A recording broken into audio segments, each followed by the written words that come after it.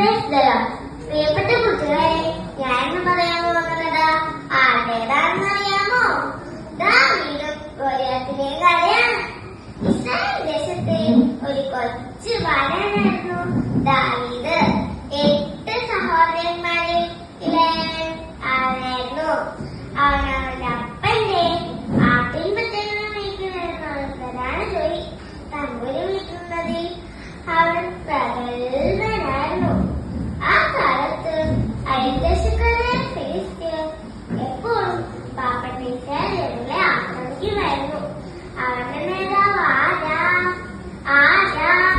ഗോലിയാത്ത് ഭീമാകാരൻ, മല പോലുള്ള ഒരാൾ, 6 മുഴത്തിലധികം നീളം, അയിമത്തവണ്ണം.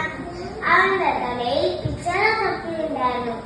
ഇത് കണ്ടാൽ ആരെങ്കിലും വരയ്ക്കാതിരിക്കുമോ? എല്ലാവർക്കും അവനെ പേടിയായിരുന്നു.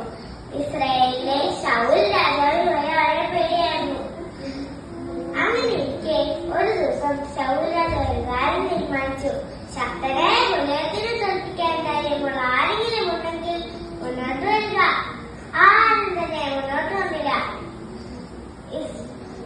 ഇസ്രായേലിലെ അംഗവീരന്മാർ പോലും ഭയന്ന് വരയ്ക്കുകയാണ് ചെയ്തത്. ആരും തന്നെ മുന്നോട്ട് വന്നില്ല. എന്നാൽ ബാലനായ ദാവീദ് മുന്നോട്ട് വന്ന് പറഞ്ഞു, ഞാൻ തയ്യാറാണ് രാജാവേ, നിങ്ങൾ സമ്മതം തന്നാൽ മാത്രം മതി.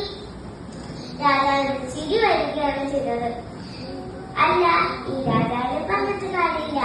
ഈ കൊച്ചു ചെറുക്കൻ എങ്ങനെ ശക്തനായ ഗോലിയാത്തിനെ തോൽപ്പിക്കാനാണ്? എങ്കിലും അവന്റെ ധീരതയ്ക്കെത്തുന്ന രാജാവ് അവനെ അയച്ച് പറഞ്ഞു വെച്ചു. ദാവീദിന്റെ കയ്യിൽ ഒരു വടിയും കവണയും 5 കല്ലുമായി ഗോലിയാത്തിന്റെ അടുക്കിലേക്ക് യാത്രയായി. അവിടെത്തിപ്പോൾ ഗോലിയാത്ത് കളിയാക്കി ചിരിച്ചു പറഞ്ഞു, ഈ കൊച്ചു ചെറുക്കനാണോ എന്നെ നേരിടാൻ പോകുന്നത്? എങ്കിലും കൊച്ചു ദാവീദിനെന്താ പേടി? ഒരു കല്ലെടുത്ത് കവണയിൽ സർവശക്തനായ ദൈവമനസ്സിൽ ധ്യാനിച്ച് ഒരു കല്ലെടുത്ത് കവണയിൽ വെച്ച് ഗോലിയാത്തിന് നേരെ ആഞ്ഞെടുത്തു. നെറ്റിയിൽ കല്ലുകൊണ്ട് ഗോലിയാത്ത് കിടക്കും താഴെ. ഇപ്പൊ എന്തായി? തലയോടിച്ചത് ഗോലിയാത്തിന്റെ വാളൻ തലയർത്തെടുത്തു. ഇത് കണ്ട് ഇസ്രായേൽ ജനം സന്തോഷം കൊണ്ട് തുള്ളിച്ചാടി. ദൈവത്തെ വിശ്വസിച്ചുകൊണ്ടും ദൈവമാനോട് കൂടെ ഉള്ളതുകൊണ്ടുമാണ് ശക്തനായ ഗോലിയാത്തിനെ തോൽപ്പിക്കാൻ കഴിഞ്ഞത്. പ്രിയമുള്ളവരെ, നമ്മുടെ ദൈവത്തിൽ വിശ്വസിച്ചാൽ ദൈവം നമുക്കും വിജയം